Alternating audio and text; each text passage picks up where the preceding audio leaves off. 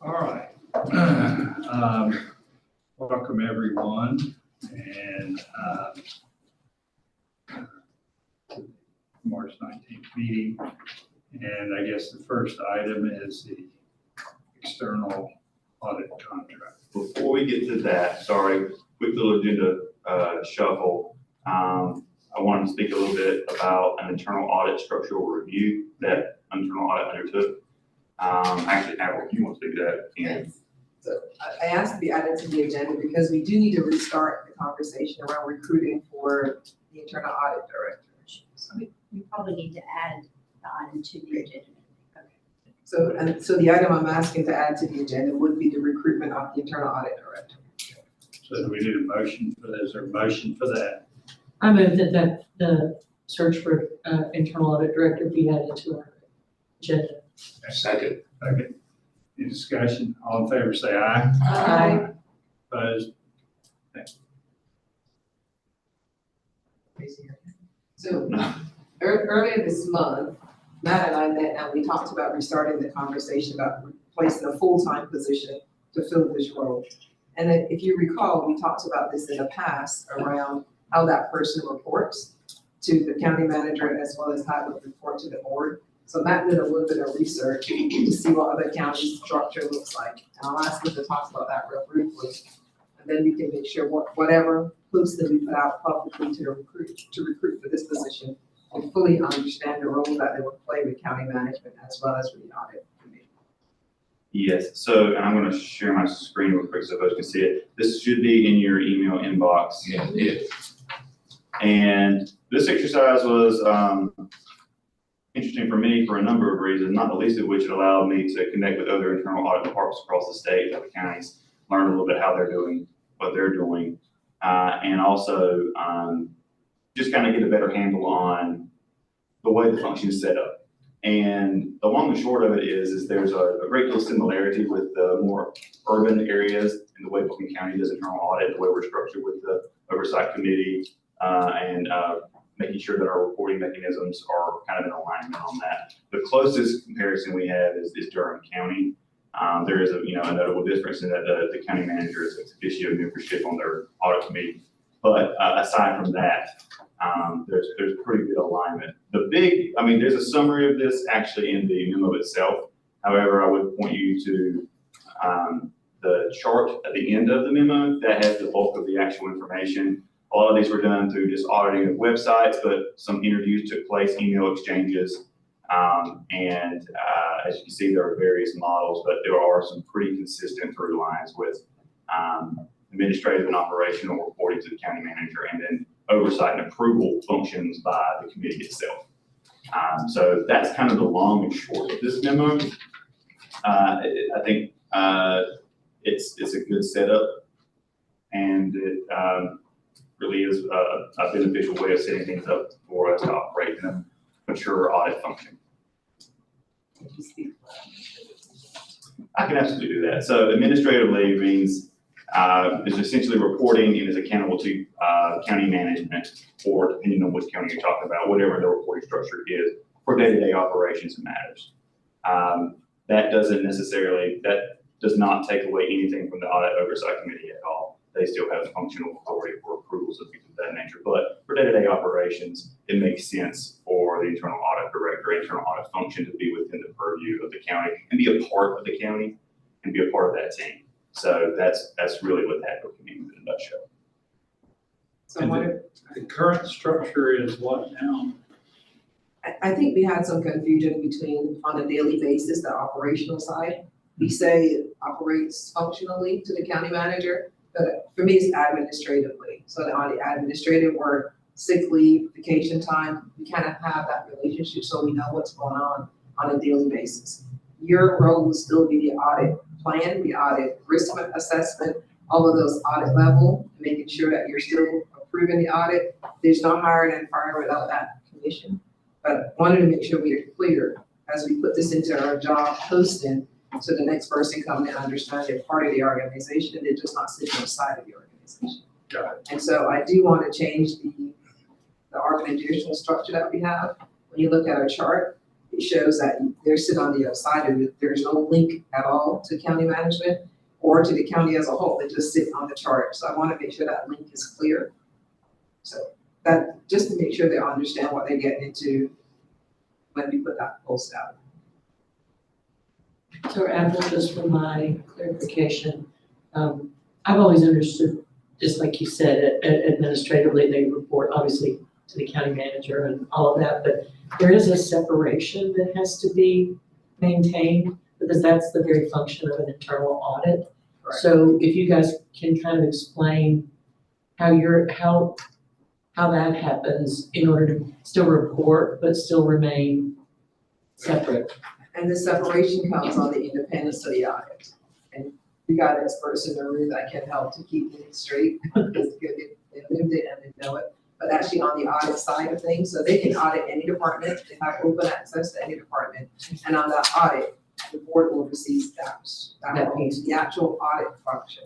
But when it comes to daily operations or budgeting or going on trips or being at the office, that part is the operational side. And to Abel's point, the org chart, current org chart does not accurately reflect that, and so that will be what the update is, to reflect that there is an administrative line to To the county manager.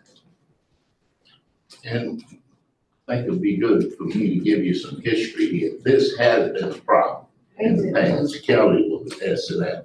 And that's been one of the problems we've had with several of the previous audit, internal auditors, it's been fuzzy as to where. Now you gotta remember, part of it has been, look at what we've gone through as commissioners, since 17. But it's time for us to right the ship now, and this is probably one of the last pieces we need to put in place and get it right. And it would still be completely independent. I don't see it being a problem. Like when I came on board, the first meeting, I was sitting between the county manager and her sister. They were members of the audit committee. So that was uncomfortable for me being back. I think that's when you just said, that's a little fuzzy. Yeah, that is. But I think this is what we're doing, which is good. It's time for us to do it because we need to see the new auditor, internal auditor come in. Let's have everything pretty well the way it should be. Yeah. And it will still be independent, we want you, plus the commissioners, this committee.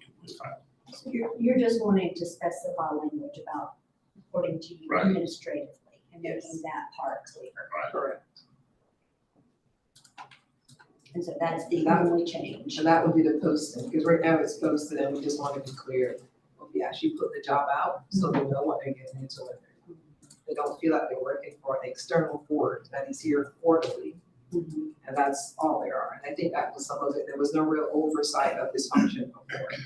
From where I sit, there was no oversight of the function because it is a part-time board that is not here every day to know what's going on. Okay, so report to you administratively, but still Yeah. the independence is with this board giving So some on the direction. audit side of things, yes, ma'am. So when there's an audit going on, they can report their findings about the county manager or any other department. That would come up to this board and into the commission, board of commissioners. But there still would be something informal. In other words, they're working on an audit and they've got a problem or an issue that they could either contact Bill or someone. In other words, you don't want to wait 2.5 and 3 months if you've got an issue or a concern. Yes, now if it's a department, if it's my department that I have an issue with or HR, one of those high level, they need to be calling commission and this board immediately. They don't need to wait for that. Yeah, Yeah, nothing that's about, what I meant. Yeah. nothing about this changes the relationship between internal audit and the board itself. Right. This, or the committee itself. This is about, and just drawing that line and making sure that it's very clear that there are management lines between internal audit and county management. Yes, this board should not be in the operations of county. Right, I get you. I just want to make sure that that person knows they don't have to wait for the next meeting if they've got, now what do I do? Or, That's why we have the chair. yeah. That's right. All right, so does there need to be any official action on that, or is that more just reporting? Do we need to get a motion or anything? Yeah, I think it's just a clarification. Yeah. It's the way it should have We always understand. been Right. understood, but it wasn't, Yeah. it wasn't clear. So, Well, having said that, I do want to then talk now about posting the job. We can get that updated. I would love to have this job posted tomorrow. Again, it will be the external company, Raptilus, that is doing the work. And then, so posting tomorrow, the first reviews of applicants will be April 26th, so leave it out there for a little over a month. I would want you to calendar some time on your calendar for the finalist interviews. We want to bring them in on May 29th. Because when we will look to have interviews similar to what we did last year with a panel on May 29th. Last time we did this, we had a smaller group of you folks to do some of the screening with staff. I want to know if that's still the case. We plan on having it screening on May 15th. So as we get through the process and see who's coming in, I will reach out to you, Bill, and you can select a smaller group to do that screening with us. Sure. And then the on-site interviews will be on the 29th. So if you would hold those dates. 29th? May 29th of May. Okay. That's what I put it on, but I thought I misheard you say the date. So just May 29th is the only day we need to hold. And the 15th, if there's gonna be a smaller group to do the screening. And when we did screening before, it was on virtual interviews. Well, I expect if we have interviews on the 29th, the person would start to June or July. They'll have to give. Oh, notice. yeah, it'll be easy, yeah. sounds good. That is all I have for you today. Do you have any questions of me before I scoot out and let you get to your meeting?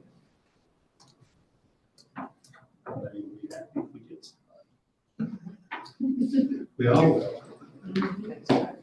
I appreciate y'all's time. Thank you. Thank you, Avril. Thank you. And we will update and repost the agenda with these additional items. Okay. All right. And Bill, I do not think I have any other agenda item deviations, so feel free to read straight off. Okay, You got your agenda? now I got it. Okay, so, are we now at the external audit contract? We have to approve we need to approve the minutes from the last time. Then somehow those are out of order, but that's Yeah. fine. It is. Let's do the minutes. Are there any questions about the minutes? Is there a motion? Motion to approve the January 16th meeting. Second. Second. Any discussion? All in favor, say aye. Aye. Any opposed? Good, thank you. Now, external audit contract. My turn? Yes, sir. Okay. Yeah. And wait, so I actually have two items for your awareness consideration today. So one is the fiscal year 24 audit contract, so current year, we're getting credit for that. And then I'll also speak to you about a 10-year transportation audit requirement. So I think that's kind of a new thing for us all, so we can move as slowly through that as we need to. Current year audit contract, I think, is straightforward. Speaking to you today to fall into the cadence of board scheduling. So we'll see you hopefully get a vote of approval today so we can present to the commissioners next month and move forward with kickoff and planning for audit of this year. As a reminder, we picked Malden & Jenkins, our current auditor, through a competitive selection process last year. So this will be the second year with them. In last year's selection, their responses proposed 3 years worth of pricing, and Malden & Jenkins fell somewhere around the middle. By far, they were not the most expensive. I think in between the middle two, they were comparable. This is a slight escalation over last year. We expected it, so 192,000, I believe. We were at 185 as the original base price for last year. So just a small bump. You know, last year we did identify an additional program that had to be audited. It's kind of out of their control and ours. We just didn't find it till the end of the year. We'll say that, again, we had a really good experience with them last year, have already served as a positive reference for them with another unit, New Hanover County, actually. So they may be joining this crew soon. The contract is standard, so it's the contract required by the state local government commission. I'm gonna leave the contract with Matt for Mr. Christie's signature if you all vote to approve today. If you look at it, you will see that October 31st is listed as the submittal date, which is the standard requirement for the state law. We again are working against an extended deadline, so it's not technically considered late until after November 30th. We're planning to use that month again. But a notable change from last year is we've already started working with a new actuary, which was our major holdup in scheduling for last year. So we are already in agreement with the actuary. I think they may have already started working on some information exchange and delivery with Lynn, but we're in touch with them. They also work with the city of Asheville. I think New Hanover may use them as well, JLM actuary group. So we've got some good feedback on them. So that's a big change from last year. So I will ask for a discussion or a vote on that. You all need any other information to feel good approving this contract, letting Mr. Christie sign it. And moving forward to the commission. I think we heard around the table when the audit was complete that they did a good job and that they were easy to work with, they were responsive, which we've had challenges in the prior, so. And the holdup wasn't their fault. Right. No, wasn't it? And I think they stood by us and behind us in a lot of ways. And even in the interim, it feels like we just closed this thing. We talked to y'all in January. Last year's audit. Yeah. So they're already responding quickly. So good. So really the only change in the contract is the deposit, it's 192. Correct. I will make a motion to approve the audit contract. Second. Any discussion? All in favor, say aye. Any opposed? Thank you all. Okay, so I'll ask you to sign the document. Yes, I think you can sign it after. Yeah. Okay, sounds good. And then I do have a second item. The Federal Transit Administration requires every 10 years to be an audit of our transportation program. So this is new to all of us because the last time it happened was 10 years ago. So we're learning some things, but we're also fortunate that we're with Malton & Jenkins. They've done this before. 2 years ago, they completed a similar audit for Orange County. So similar organization, space, state, and all those things. Separate from our financial audit. So this is not a contract that you all have to approve or sign necessarily, but want you to be aware of it. I'll look to Kelly and Matt as to if we need a vote or a recommendation or something like that. We'll have a conversation with the full board of commissioners so that they are aware. But the basics are, I consider this kind of a separate compliance audit. So, you know, financial audit, there's a single audit. I'm kind of considering this a single audit for our transportation programs. There are some very specific procedures that are set forth by the Federal Transit Administration and the American Institute of CPAs. So between the two of them, they've developed these standards. It's basically attestation work for Malton & Jenkins. They walk through a very specific checklist and tell us where we hit. Those procedures include looking at some reports that are specific to this program. So Matt Cable, our Transportation Division Director, is submitting reports monthly, quarterly, annually. They're going to dig into those. They'll look at accounting. So they do look at our prior year financial audit. So they're already going to be familiar with our FY23 books and things like that. We're supposed to be using approval accounting as we are in that case. They're going to be familiar with our books again. And then they're going to look in depth into revenues by source, so local, non-federal, federal, et cetera, and then the other side of those expenditures in depth. And they have a very specific checklist. The estimated cost for this engagement is between $12,000 and $15,000. That's based on prior experience, things like Orange County, et cetera. So I don't know that a vote is needed from this group necessarily, but I would look to y'all. Do you need any other information or anything like that? Is there anything that you want to hear that would be useful for the commissioners when we present to them? Are there any potential consequences? In other words, I guess I'm sitting here thinking, oh my gosh, all of a sudden there's this new compliance audit. Have the existing people been aware of the checklist that they're going to be looking at? They are, yeah. I miscommunicated with Matt Cable, who is our division manager, but he's highly conscientious. He's aware. He made us aware. We actually talked about this at the same time we selected Malton & Jenkins. We knew we were going to be walking into our 10th year during this audit. So they knew what they were going to do. Okay, that's fine. They're disappointed. We've got great communication channels. Yeah, so I think this will be a really easy one. And just for my education, is most of the funding for that program federal Yes. Primarily grant. Yeah, so that's why it's a compliance audit in my mind, most of it's coming from that level. And then some, rider generated revenues, but most of it's federal.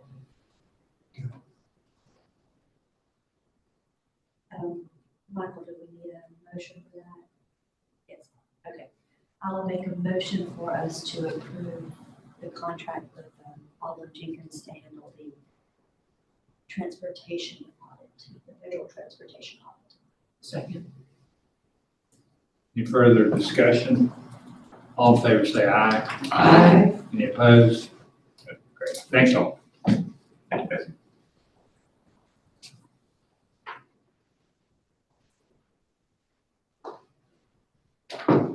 So I think our next item is the internal audit update. Yes. That's going to be multiple things. Lots going on. Share my screen.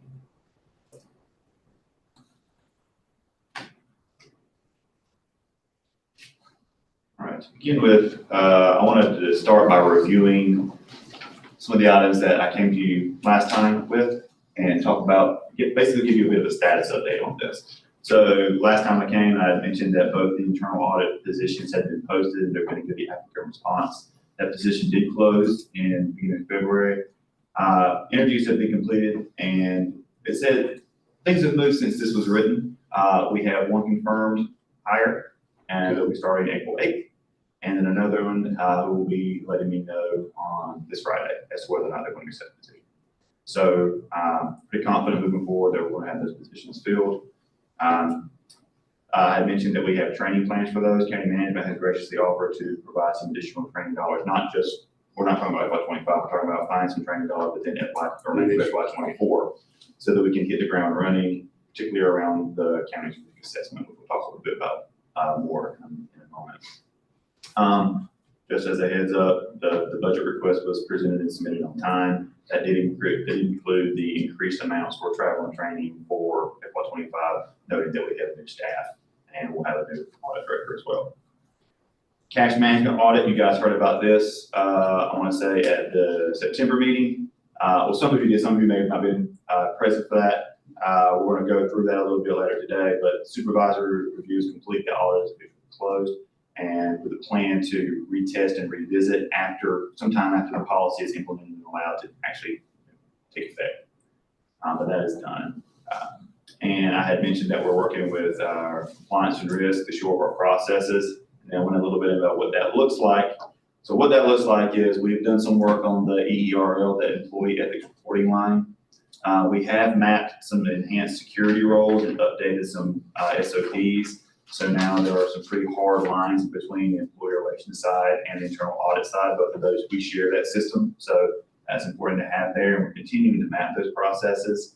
Our security apparatus is greatly improved. It was something that's, for instance, that sat in internal audit, and internal audit could control what employee relations saw and then what was seen in internal audit. That is no longer the case. That is managed outside of internal audit and outside of employee relations. So that person now has control of the security apparatus and IT.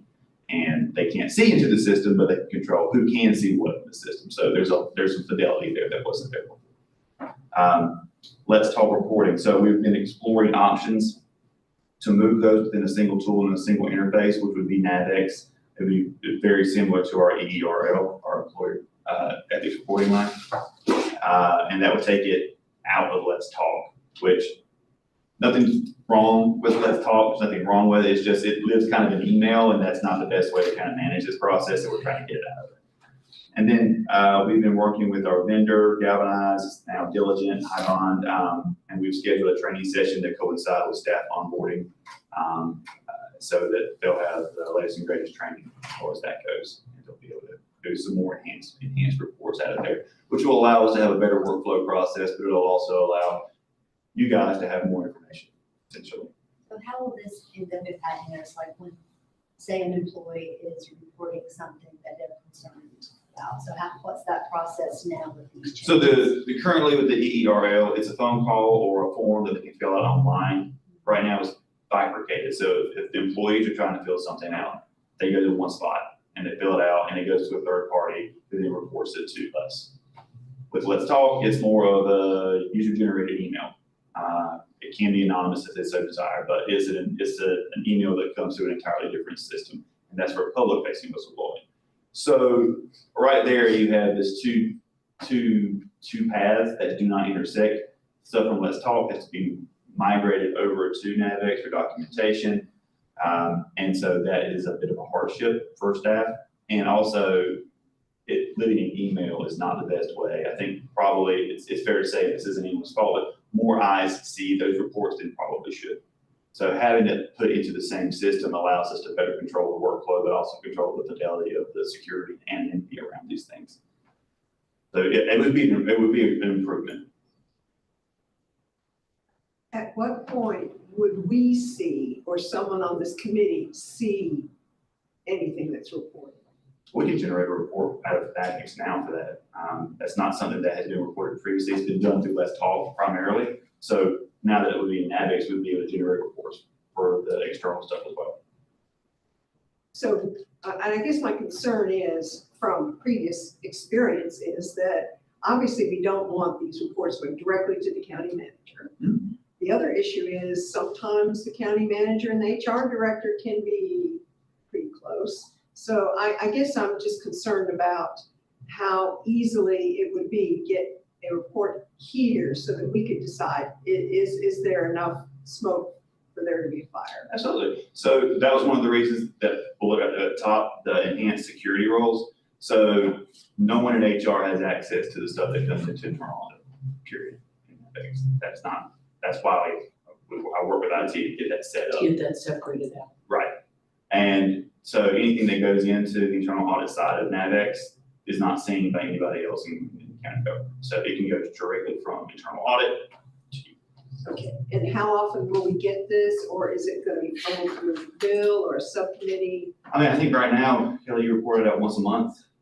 So historically, what we did is the internal audit report that was done had a summary of everything that came in through Navex, which was the employee side, and it was just kind of, here's the nature of the complaint. It kind of left out, critical details that didn't need to be public, but just kind of, here's the nature of it. Here's the status of that report. Did we close it? Are we still working on it? That kind of thing. So whatever the board would like to see, that information is easily pulled from Navex.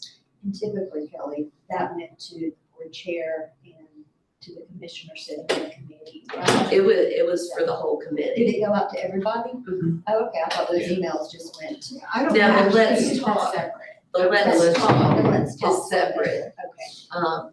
Okay. So those are the public face, that's the public information that's coming in that may be things of fraud, waste, or abuse, but it also may be things of county management, positive feedback, things like that. Right, so that was what went to the chair and the two Yes. commissioners. Yes. So I mean, just a hypothetical situation, based on what we've experienced previously, is there in the system, obviously, county management has to be able to be held accountable as well. And being able to do that, I think, creates a level of commission oversight that has to be handled, but that was one of my questions to Admiral this morning. Are we gonna be able to maintain the separation? Because even though she is responsible for the operations side of it, there's still a reporting side that could occur in her office. And I mean, somebody could make a complaint against anybody for that matter. So I would say that the employee ethics reporting line has a lot more security and fidelity than what's currently set up for the public in Let's Talk. Okay. That goes to people who are not even in internal audit. That goes to multiple folks, so multiple people see that and manage it. So just by virtue of moving it into the same interface as the EERL, it's going to be more secure for the public and as secure if it's for the employee. And those two are not going to be mingled. There'll be flags that differentiate which one's an employee, which one is public facing. So they're all going to live in the same reporting system, and those reports can be delivered however they need to be. So the public ones can come to you on whatever cadence this committee decides they need it on. And the same with the employee as well, whatever cadence you need. I will say the employee ones, sometimes there's not internal audit response to it. It is a management response that happens. And so you would see that in the report as well, what's being sent to. So there's an audit trail for all this. Sure, and the reverse of that is if something were happening at the highest level or concern, then the oversight would occur with the commissioners. Because he, whomever, take the person out of it, but whoever's in that seat works for the commissioners. Correct. Nothing that we're discussing here would change that. Yeah, okay. And I can just attest to the integrity of the NAVEX system. Okay. And maybe in a future meeting that is not as agenda packed, like I can demonstrate it is 100% anonymous. I have tested it and tested it. Okay. And even if, I'm gonna use Candace as an example. If she submits an anonymous complaint and I'm managing the case, I can have an interaction back and forth with her through NAVEX, and it shows up in brackets, reporter. That is the only thing I will see. And even on the audit log, if I want to see if she's checked the status, it doesn't have an IP address, it doesn't have a username. It says in brackets, reporter, check the status of their case, reporter. Is there any use of it? There hasn't, okay. Historically, a lot of people used it for HR purposes, but now that Matt has worked on kind of separating the HR roles and the internal audit roles, I think that will drastically bring that number down. And even if somebody, let's say somebody suspects that Matt is doing something fraudulent, there is always an outside person in legal that has view-only access. So like when I was in internal audit, Attorney Kurt Yilder had view-only access so that if I got a complaint, somebody else was seeing it. And now that I'm in the legal department, I'm the one who's seeing those reports in case he gets a complaint. He can't just be like, ooh, we're gonna get rid of that. I don't see complaints about me. So. Well, I think thank you for explaining that, because that was my point. When somebody has a complaint against them, anonymity and the ability to do the investigation, regardless of. If he is a named person, he will not be able to see it. Okay. If I'm a named person, because I would not be able to see the case at all. We have backups established for those instances. That's just like the hundreds of emails we get to commissions. It only comes to us, management, they don't see it. Right. Yeah. Even the ones telling us how stupid we need to be. Those are the ones that are the most fun read. Thank you for your outstanding work. So you've got reporting cadences. Typically, these have been reported again monthly, right? I know It was just- monthly. Let's talk the issues of county management that goes to the two commissioners and the chair monthly. Right. The employee ethics report line, the things that were done historically is that was reported to the committee every time we met. It was part of a recurring internal audit report. That's just something for me where I didn't know that. Okay. But does that cadence satisfy? Do we need to change it? We can change it. No, I'm fine, as long as I know, just because I didn't see anything, that didn't mean that somebody else, so if these guys, if the commissioners and the chair, I'm fine with that. I trust them to let us know if there's something we need to. And what you're actually saying is actually the reporting line, you're gonna bring that to this committee. If that's what the committee would like, it's very doable. Yeah, I think it's a good I think so. good document for us to, Sure. if nothing else, it's aware and you know, we're responsible for helping you and helping the department, so should be able to do that. I don't care about names, I just. Right. All right. So that is kind of the pulse check on what had been worked on. I've been reviewed, but I did want to talk a little bit about what we'll be moving forward with Q4. So again, team building year, onboarding new staff, that would include systems training and also training specifically around risk assessment procedures, because that's kind of the next big horizon is we have to do the FY25 risk assessment. And that's going to inform the FY25 audit plan. Now the audit plan itself, that may push into Q1 FY25 because we're getting a little bit of a late start on the risk assessment. And the onboarding is going to take priority over that just to get people, familiar with departmental stakeholders and learning, the people that are going to be involved with this, as well as taking that systems training that they'll be required to have. But I did want to talk a little bit about that risk assessment. This is going to be old hat for a lot of you, but for those who are less familiar, the risk assessment, it's, while we're doing risk-based auditing. Risk-based auditing, is, it's best practice. It's sponsored by the Committee of Sponsoring Organizations of the Tradeway Commission, COSO, which the county has adopted COSO methodologies. And these are the kind of the processes that we go through to identify those auditable entities. What is the scope of the risk assessment, essentially? And then we apply those risk factors, and we give those a high, low, or a medium rating, or a no rating for each of those risk factors. And then we calculate that rating. Each rating has a score. And then from that, we formulate our internal audit plan. You'll see an example of what that looks like here in a moment. So what kind of risk factors are we talking about? We're talking about strategic risk, which is essentially, are we going to be able to meet the goals that we have set for ourselves? Or there impediments? Financial risk, what are the circumstances that might indicate a failure of financial obligations, such as that would cause an audit failure? Legal and regulatory risk, non-compliance with any legal or regulatory requirement, environmental and health and safety, kind of speaks for itself. Is a condition where we'll create a risk for employees or our citizenry. But also information technology. Do we have the technology that we need to do or the functions that we are required to do? And does that tech stack have the proper controls in place to ensure that there's fidelity to the processes, integrity of the data, and security of that data? Fraud risk. How susceptible are we in our operations to fraud, theft, waste, and abuse of assets?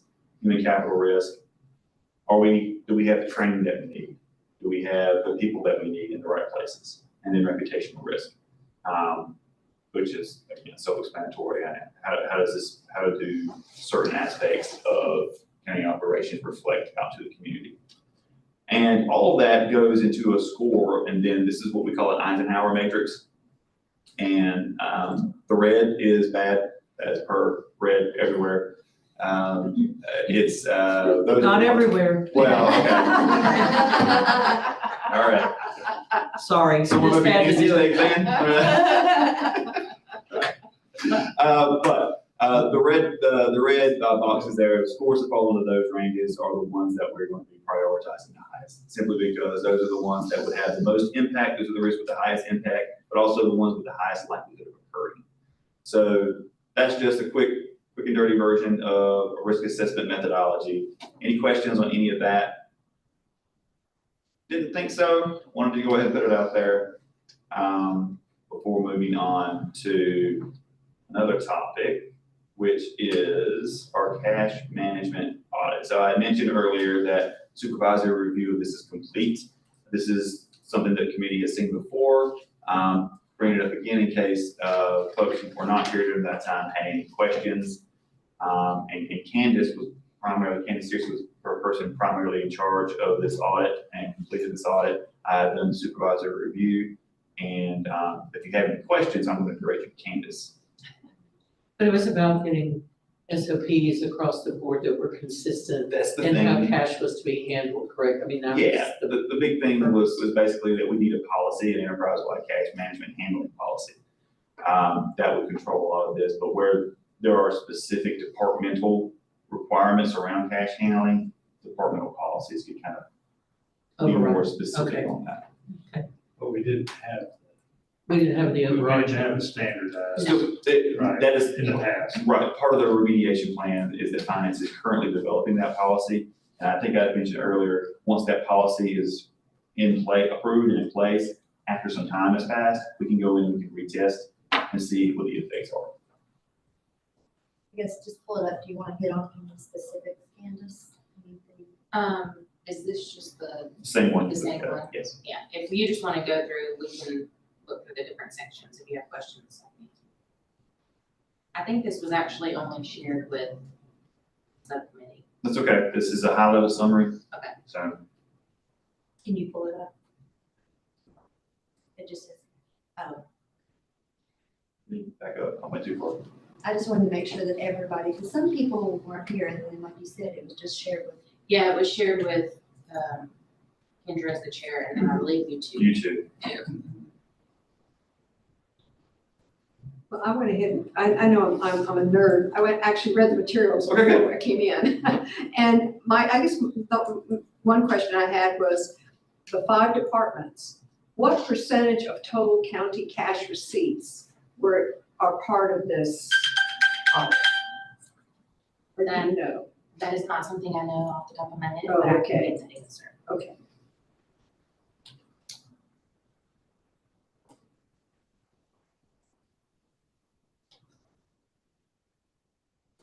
Did you guys have any concerns, or were you comfortable with the? So at the, let's just go, I can't read it right there, but, You can try to make it larger. No, I can't. So basically, you feel like with all of these departments across the board, there wasn't any one specifically that stood out. You just think that it all needed the standard operating procedures on cash. Is that- Yes, I will say there was one department, our tax department, who was kind of our model because they did have a departmental cash handling policy. Mhm. And overall, we need a countywide. But then tax was solely the one department that did have things in place. That kind of helped Build the process. build the Okay, process. so you looked at them Yes, kind of as the bar. yes. Okay. And then compare everybody else against that. And I was surprised that they had cash. Yeah. You know, I thought everybody was like me, write checks. Give it No, checks. there's lots of Yeah, cash out people there. go in there and lot of cash. I was surprised. And so what steps have already been taken toward? We were working on a policy and the procedures right now. Difficulty we're having is there is such a wide variety of places that take cash that, I mean, tax and the sheriff's office are the ones that take the most cash, but we've also got libraries all over the county that might take $1 one day. So we're trying to find a baseline that the procedures could be used by everybody, but then on top of that, departments that handle more cash can implement stricter procedures on top of those to make sure they're taking care of their cash. But kind of trying not to box ourselves into something so specific that the library is going to be out of compliance all the time, because, you know, one thing that comes to mind as an example is the daily cash requirement. Yes. You know, it just does not make sense. Just talking to somebody the other day, Fairview has to drive something like 10 or 20 miles to a branch every day. Mhm. Tax gets an armored car service, so they were asking, you know, what's the cost of that? It would be way too much money to, obviously, that's the best method to get the cash from the branch to the bank, but it doesn't make financial sense to do so. So kind of working it in a way so that we can create the best policy while giving other departments that don't do as much volume some latitude to create their own. What's the cash on hand threshold? 250 a day. Yeah, because if you're gonna transport the cash on hand in a library and buy an armored car, it would cost more paying an armored car than what little cash they have. Well, the other thing is reporting, because I remember back trying to reconcile the county bank statement way back in the dark ages. There'd be like a deposit of $35 in this one bank. Well, what is it? Is it Parks and Rec? Is it library? Is it, you know, so that's also part of it too, is reporting it back up so it gets credited to the right account. And so in the meantime, while you're working on this policy, has there been communication with the different departments of ways that they can improve what they're doing in the meantime while we're working on this standard policy? Yeah, and they kind of want something because they just don't have guidance. And the ones that don't have guidance are the ones that don't take much cash. Like Candace said, tax takes so much that they almost needed something in place. So it's more more gonna benefit the ones that don't have that much cash to understand what they can do to make things better, safer, more efficient. And I will say, sorry, Yeah. during my process of the review, I had individual meetings with the departments. Okay. And we went through in detail of the findings and such. And everyone was very receptive. There wasn't any particular red flags of anything that you think was happening. It was more just this risk assessment that if you don't have something in place, there's a potential for it. Correct. And the findings are more in line with lack of controls in place, not that controls were being violated. Okay.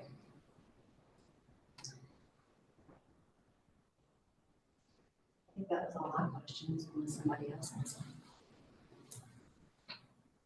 And y'all have talked through it, but implementation with the new fiscal years are scheduled for the policy. So Glenn and his team are already having those conversations.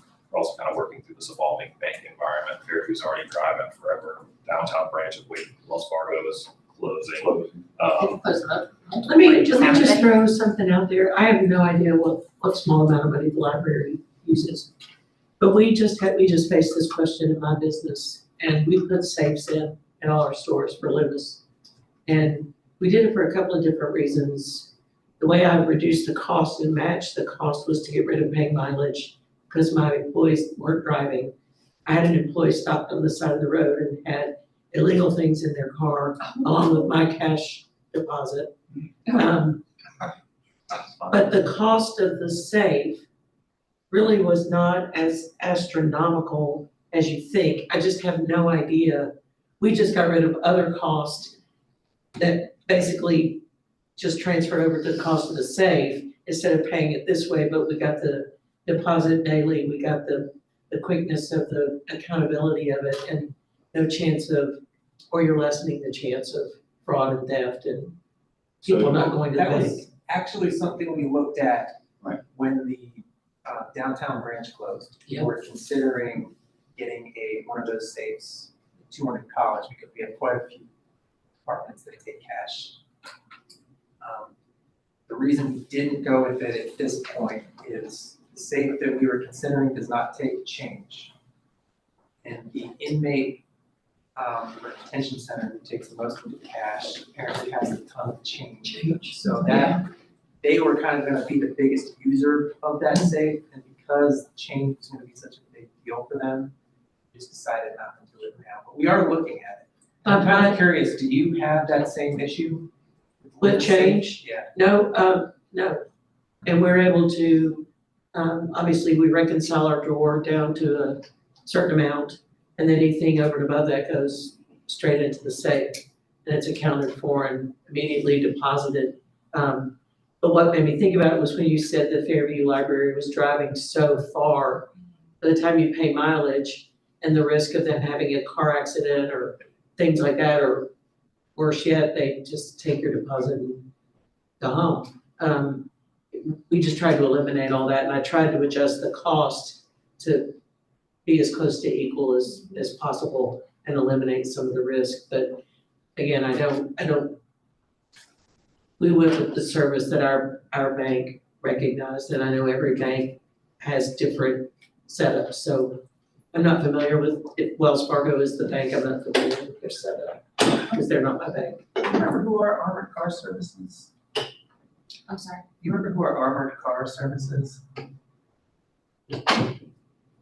Ranks? We're with Loomis, right? Are we? Because I think it was a smart safe. Yes, it's a smart thing. And what they told us is that you can't put change in it. So that was the issue. So I'm kind of curious what. Yeah, I can option confirm we have. that and Yeah, let you know. that would be nice to know. Yeah, my operations manager kind of handled all of that, so I may be speaking incorrectly, but I don't know what we would do with the change if we didn't make the deposit Yeah, I think balance. the city of Asheville, the way they explained it to me was they hold the change until the end of the month and then they just take that one deposit to the bank. Hold the change. I know But we're I not, mean, I know we're not doing that. Yeah. That would make me have a little bit of a stroke, so I'm pretty sure we're not. But even for the detention center and the amount of That would change be that an they're order pulling, to I mean, they would have had it on. it's not necessary. Yeah, just out of curiosity, but I'll ask the question so you know. Yeah, that'd be great. Yes, sir.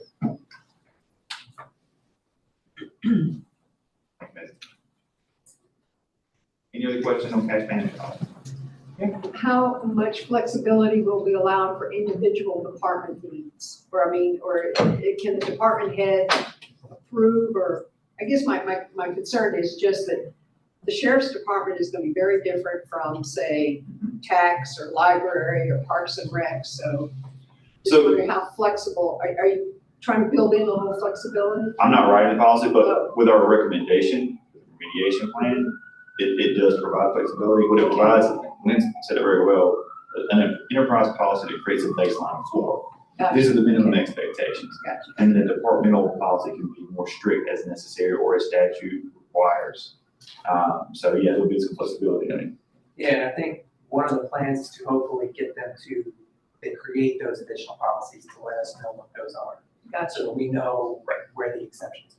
And currently, the county does have an policy archive, all approved policies. So folks can reference it.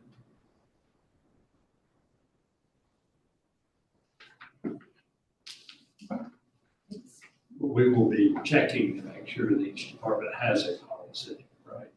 Yes, so after the enterprise policy is put in place, there's going to be a period of time to allow it to actually take effect and for departments to acclimate, create their own policies as necessary. And then at that point, we can come back and retest. Yeah. Okay. No problem.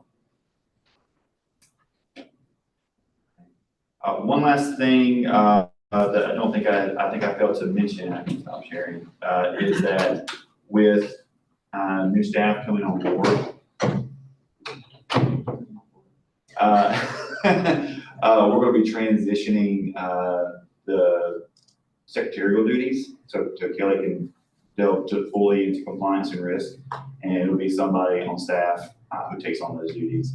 I think my reading of the minutes are correct from the December meeting.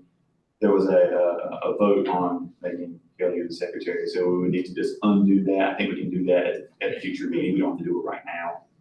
But just wanted to give you a heads up. That would be the intent we points of it. And then Kelly could obviously help handle that. Right. Get back to her work and help the new staff acclimate to the role. So I think that's. Thank you, Chair, for doing. That's what I have in terms of the internal audit update. I will be presenting a portion of that again as briefing this afternoon, but are there any questions for me? Well, thank you for jumping right in and doing such a good job of getting things on track and getting things moving in a good direction here. We appreciate that. Sure do. Yeah, my pleasure. Happy to do it. And hopefully it's going to bear lots of good fruit. My goal is not to just get you staff, get you a team. So. Yes. We appreciate that. Yes. I don't have any other questions. Good job. Yeah, Yeah. good job. Thank you. Team effort. All right. I think we're now on to prospective member interviews. Yes, so we had two folks with us here today, Mr. Michael Figuera and also Stephen Burkhofer. Both applied to be on the committee. So what I was going to do, the way I was going to set this up is I was going to allow each of them to speak a little bit to why they want to join the committee, allow the committee to ask some questions of them and individually, and then after that we would go into closed session, allow the committee to discuss, and then come back out for a vote. You want to just speak to the general policies that, because my understanding, this hadn't always happened on this committee about why we're doing it this way. So the general policy is there hasn't been one. We're currently writing one. But I'll also say that this is a embarrassment of riches because we don't typically have multiple candidates for positions at any given time. So we had to come up with this process on the fly. And hopefully it suffices until we do the new policy in place, which should be shortly. But Okay. that's not yet done before the commission. And this position is specifically for. This community member from the accounting community. Yeah. So, for virtue of ease, Mr. Brookoff, if we could let Mr. Figueroa go.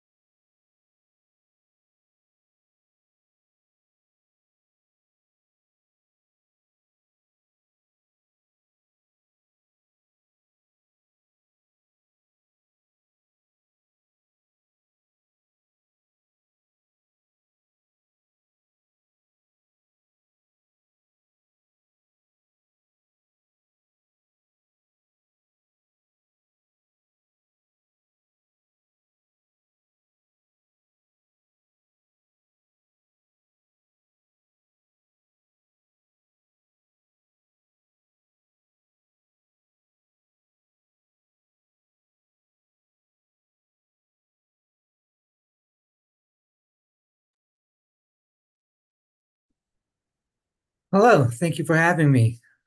I'm not sure if, Just a clarifying question, you're still live streaming for the meeting, do you want this part live streamed? Or we can stop live stream? Just. Do we have- if you're using- Do we have the option of doing that? Yes, we do. No, I mean. Well, I mean, it's Oh. you can't have this section as a closed meeting, so I'll leave it. Yeah, that's what I was thinking as well. So, Mr. Figueroa, what I would ask is just briefly introduce yourself, why you'd like to join the audit committee, and then our committee is going to ask whatever questions they have. well, thank you for having me and setting me up and allowing me to be joining through Zoom. I would plan on attending there in person every chance available. I'm Michael Figueroa, and I'm a partner and owner of a accounting firm in town. I've been working and living in Buncombe County close to 25 years. In short, I'm hoping to join your committee as a way of providing support and advancing the community and the people that live in there.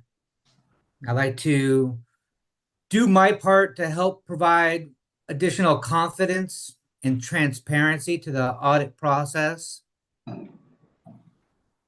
My way of having a chance to give back or paying forward to the community. I'm a father of 3 daughters that have grown up in this community.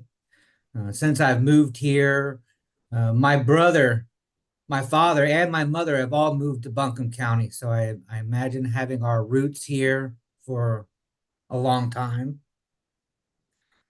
I chose the audit committee as a way to lean on my strengths.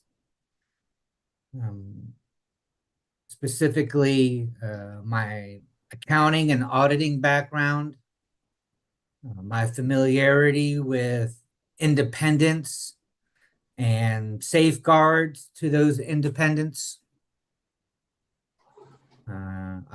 In addition to being a CPA, I also hold certificates in single audit and the COSO internal control framework.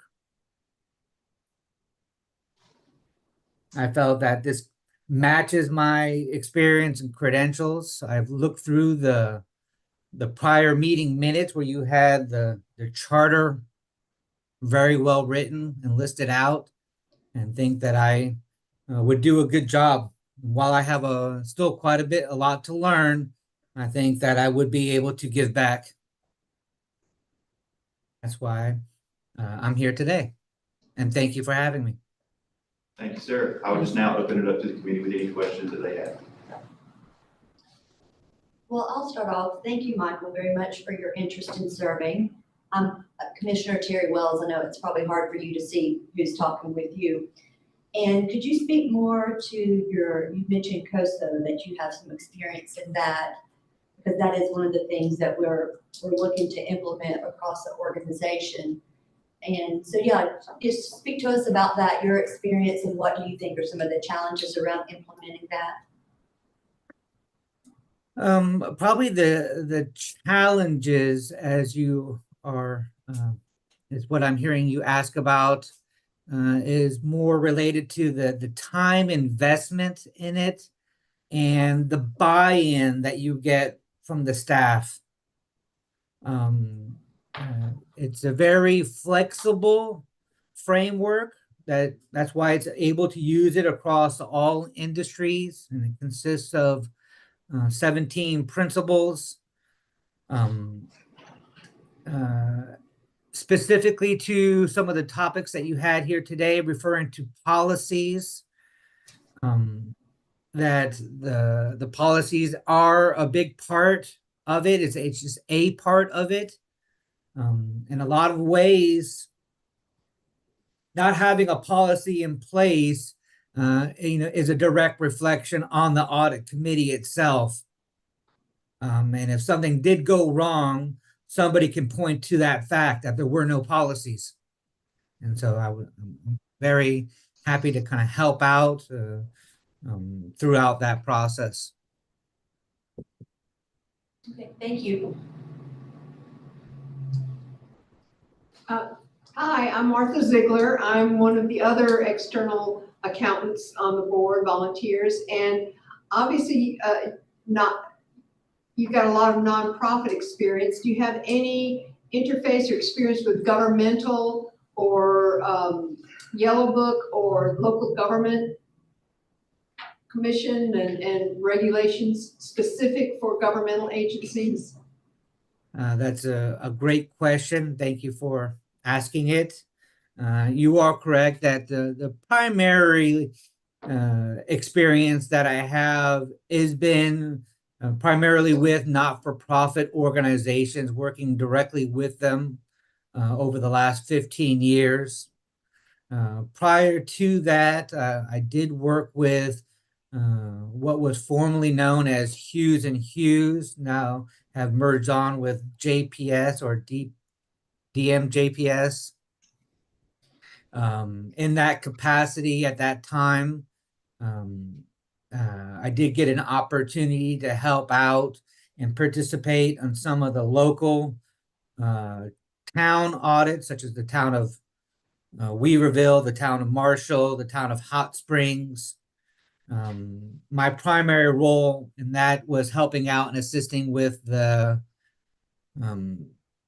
school audits that were taking place. But my experience with Yellow Book, I do have the Yellow Book continuing education.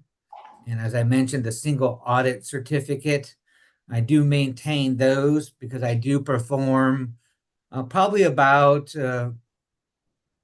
6 or 7 Yellow Book audits per year, and participate in 2 to 3 single audits per year.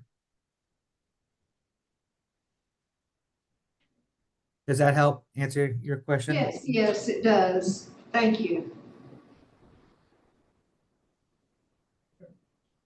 No, I think. Michael, my name is Bill Christie, and I'm the chair of this committee, and we really appreciate you applying. Can you speak to any of your experiences serving on any other boards? I currently serve on the United Way Finance Committee.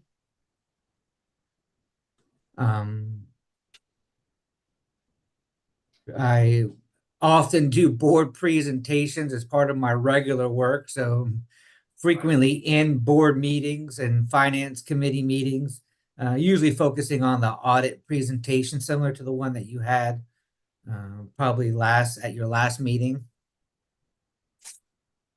with Mr. Tim Lyons. So that's probably the extent to my board. I'm currently reaching out, as seems to be a good opportunity and a good time for me to give back a little bit more, as now my children are a little bit older. I have a 16-year-old daughter, a 13-year-old daughter, and a 10-year-old daughter. And just for transparency, I want to make sure that I'm as transparent as possible.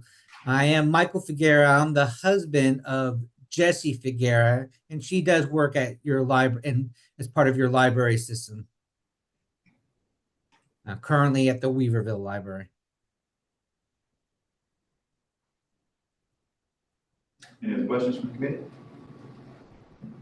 Mr. Figueroa, we thank you for not only applying and being willing to serve on the committee, but we thank you for your time here today. And up next, we'll have additional candidate review, and then we'll go into closed session. After we come out of closed session, it'll be streamed again live, so feel free to rejoin. Thank you very much for your time today, and I appreciate all your hard work. Thank you. Thank you. Thank you.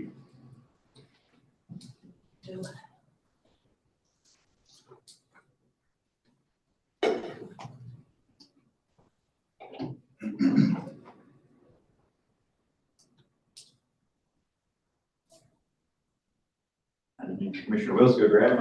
Yeah.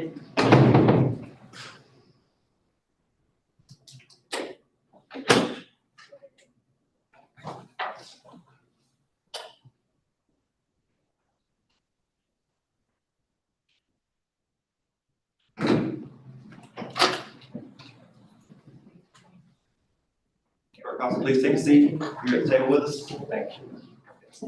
Thank you.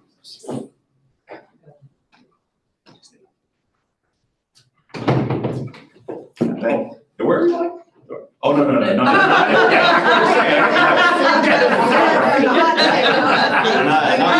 Not the Inquisition chair. That's what the microphone on. Yeah, that thing in the middle is a buzzer, so that It's the button for the shark. Yeah. So thank you for joining us. Thank you for your time today. We wanted to start with allowing you to speak a little bit, introduce yourself, and why you would like to join the audit committee. And that will be followed by committee questions. So, by all means, take the floor. Well, I've spoken with a few of you this morning, and I've had acquaintances and relationships previously. Martha Siedler and I, we've known one another many years. And along the way, I've met Glenda, and of course, Al.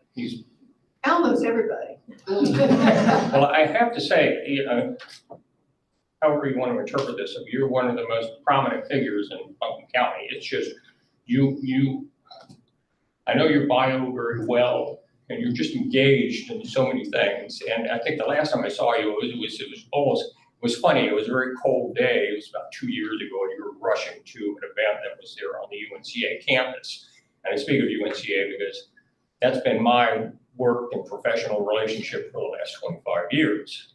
And I rotated into what I'm doing now, which is oversight for the contracts and grants program, all of the governmental funding, oversight for the university endowment, oversight for all public debt.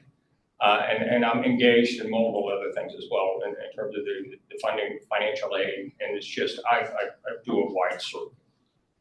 And it's been good, and I've got some other engagements as well that are more community related, but it's been good, and I enjoy what I do. I like going at a faster pace and being engaged, and this role and the value of this role serving on the audit committee, our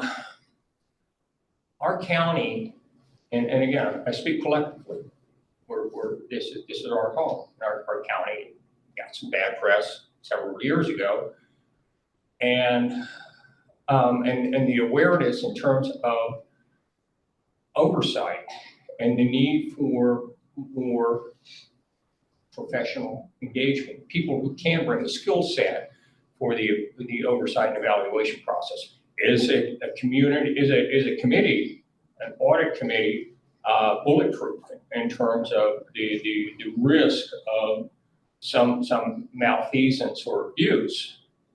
It's part of you hear the expression checks and balances. It's all part of that, and you can play a role in terms of adding public assurance. If I became part of this committee, I'm here now because I am very much interested in serving with your committee.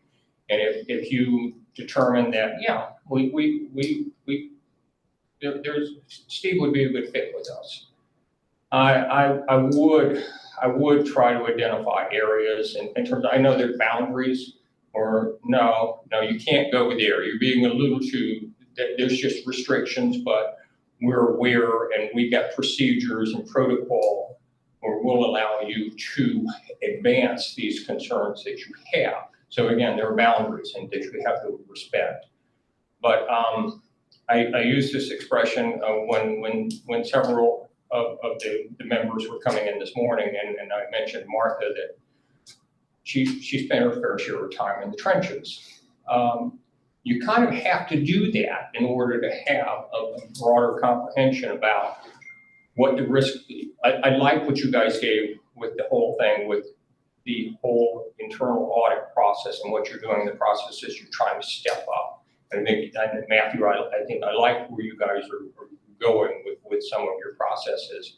That gives you added public assurance. And so as far as these, what I was leading to, risk factors, and how you can assess those, and I deal with those every day. And in terms of where people can get stuck, and there's so many things I'm dealing with in terms of, what I mentioned with the oversight for contracts and grants and things like that, and the things that I'm seeing in the evaluations and the partners that we're often working with, and in terms of how much time do you really need to spend here or there, or where do you have the potential for exposure, and who are the people in terms of that you're doing these assessments across the board. We're doing them every day in our lives. You're somehow engaged in life. You're doing a certain level of that. And it's just as part of protecting yourself and protect the organization you're with. And a lot of the stuff I go into, and I tell this to people that I either work with or work for me, a lot of stuff I go into and the assessments and the time I'll spend and invest, there's some self-preservation in that, because I bring a level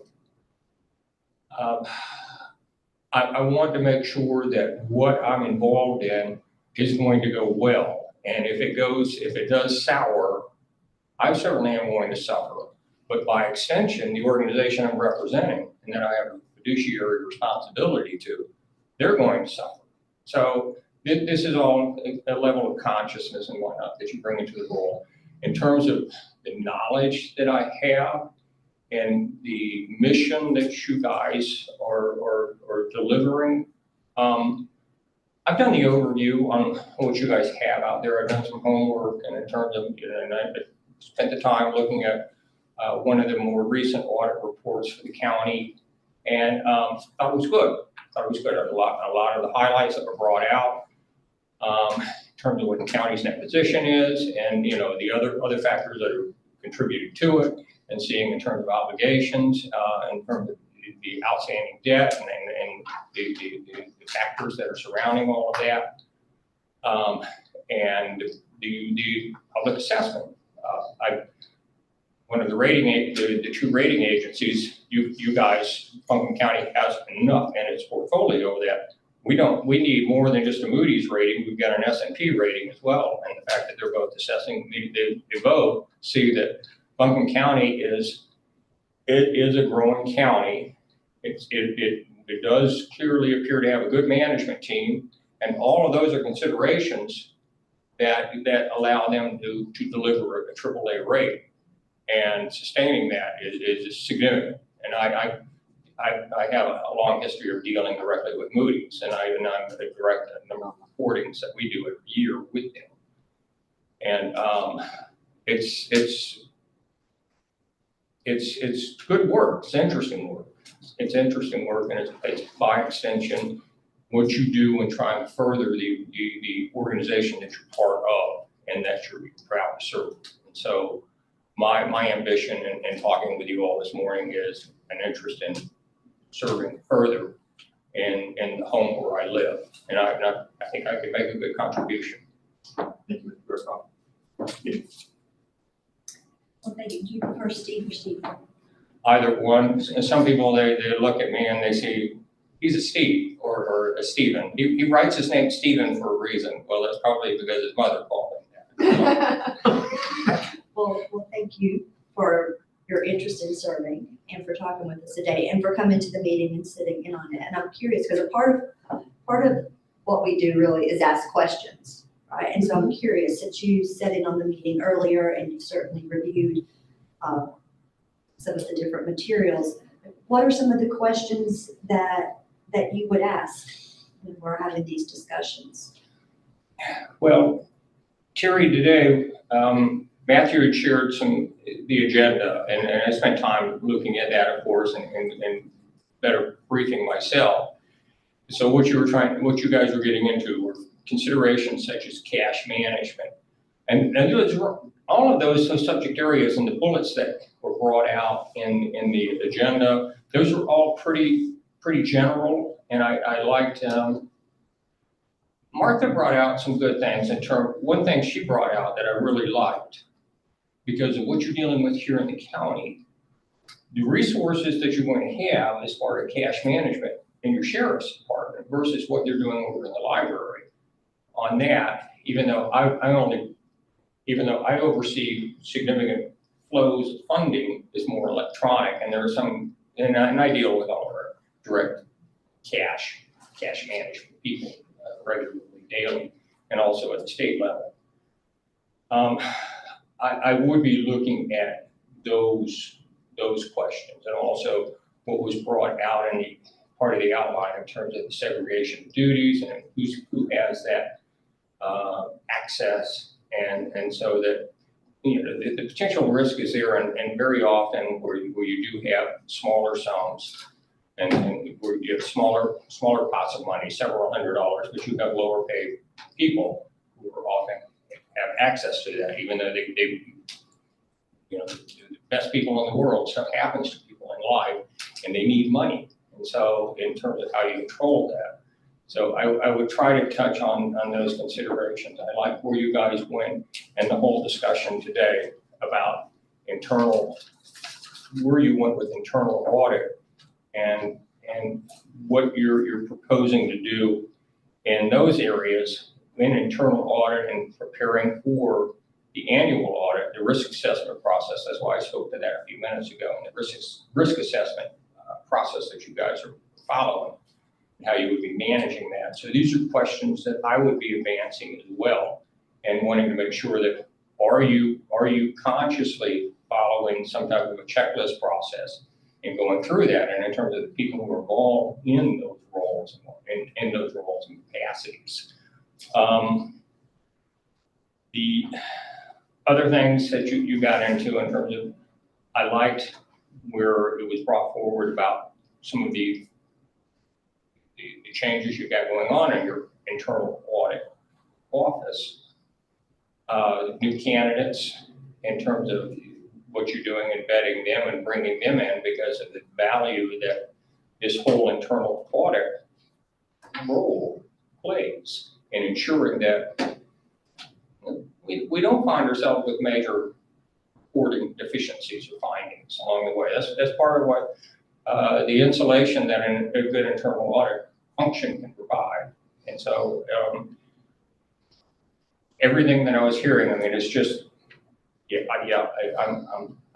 I'm there. You guys are following this. It's in some ways it's textbook in many ways, and I can see though in my observations with the people who are involved in the process, and knowing just a little bit about Matthew's background, he seems to bring a skill set to that role that is very much needed. So these are questions that I would delve into. And of course, every time you guys meet quarterly, you're looking at a different list of issues and questions. And in terms of, I don't know how much you guys, as part of the approval, I liked how you handled addressing and advancing some of the considerations, for example, with the transportation audit and the review that you guys touched on there, and how the information was presented in terms of the group that the county wants to engage to manage that function. Yes, ma'am. Further questions from the committee? think so, but we really appreciate your interest. I think we all share the general idea that this is an important role. We're trying to do our part and help the county, and it's a work in progress. We're making progress, but we're not there yet, as you can see. Well, I can see that you all work well together, and that's really important. You have to, at some level, it helps if everybody likes one another. And it doesn't mean that, well, okay, and on the weekends, we go hiking and we go golfing together. It's just you guys can work successfully together. And that's part of having an effective team. And that's a word that's was started being popularized 20 years ago, and there's significance to it. So not just a committee, but you're a team. Well, thank you for your time. We appreciate it. It doesn't sound like there are any further questions. So, we're going to be going into closed session. After that, we'll be streaming the meeting again, or if you want to walk back in and join, it's up to you entirely for the vote. But for now, we're going to ask you to step out while we go into closed session so they can discuss. Matthew, if you do not think it will be more than 30 minutes, I'll stay. No idea, but I can let you know what the results of the are out of the way. Then why don't we do it that way? I'd rather you guys